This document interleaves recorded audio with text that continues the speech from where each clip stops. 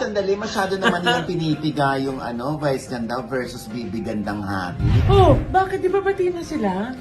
Yun na nga, ang nakakaloka nito, talagang Oh. dinadampot, dinudukot nila Oh. yung mga pag-aaway noon ni Bibi at ni Vice Ganda. Oo, ngayon, pinalulutang ngayon.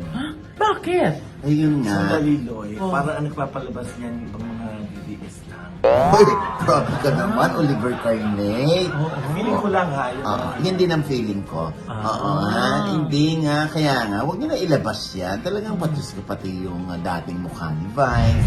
Diyos ko, wala naman itinago si Vice na Correct. Oo, di ba? Saka siya pa nga nagpapalabas ng mga pictures niya, di ba? Oo. Anong issue? Correct. Hindi, Di tsaka ba? dapat yan sariwa. Dapat yan dinadampot ng mga reputable online news. Correct. Hindi yung kung sino-sino lang gumagawa ng mga fake news na, Diyos ko, ang luma-luma na ng video, ibabalik. Alam mo, mahirap talaga, no? Pag yung nag-ipong ka ng resibo. Sa lahat to generally speaking pag nag-ipong ka ng resibo, ibabalik sa'yo yun. Pagdating ng araw na naghahanap sila ng maibabatong issue sa'yo. Oo, talagang hindi nakaligtas dyan si Vice Ganda.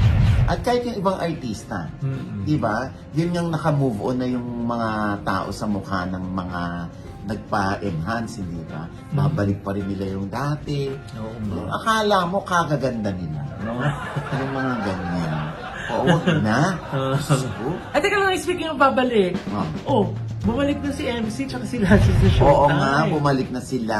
Oo. Oo, so siguro naman, ay ako naman ang pakiwagi ko dyan. 100% ay buo na ang kalooban ni MC sa mga nangyayari na natanggap na niya. At the same time, nagkapatawaran na sila.